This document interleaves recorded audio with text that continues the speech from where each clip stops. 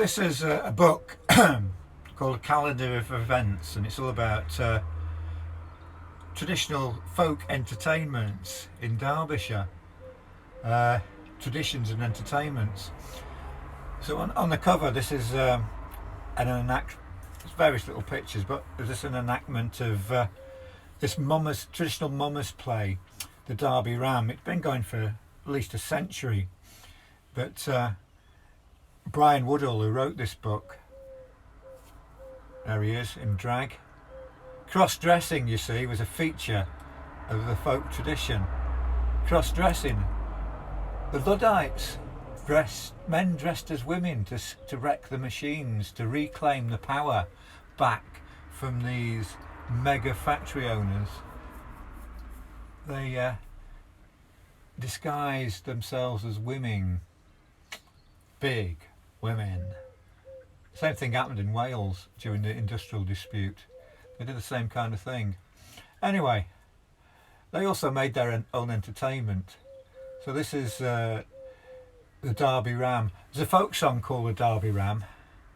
As I was going to Derby, 'twas on a market day, I met the finest tup, sir, that ever was fed on hay, singing Laylam, Laylam, pity for Laylam, aye. And it goes on to describe the attributes of this huge beast. Here we are, here's another depiction of this huge beast with people riding on its back. All the bagpipe players are all turning out in force because this is the central totem of Derby, this Derby Ram, Aries the Ram. Now this was recognised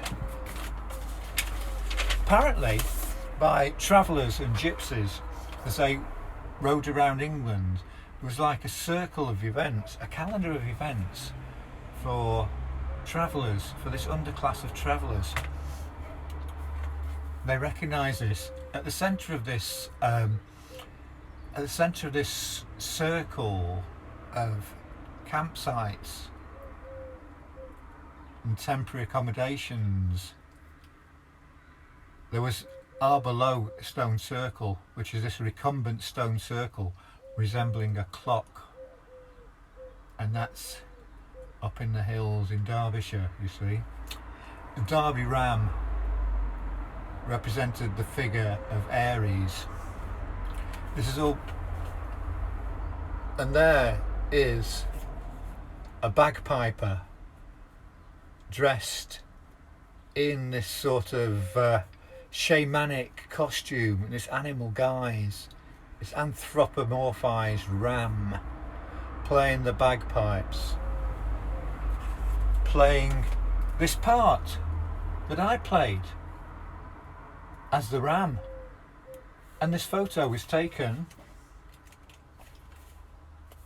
it was initiated, the actual show was initiated by Brian Woodall, who wrote the book. It was something that he remembered from his childhood in Castleton. But this actual photo was taken in Eyam, the plague village, where in 1600 and something or other, a parcel of fabric arrived from London. And the tailor who got this fabric, he died of plague. And the decision was made amongst the people in the village to isolate themselves and to stop the plague spreading throughout the Peak District. And 3/4 of them died. The population was reduced from 300 odd to 80 odd, but it was described as sort of one of the bravest things going, the way that Eyam supplied those plague years. Just like you and I are surviving these plague years.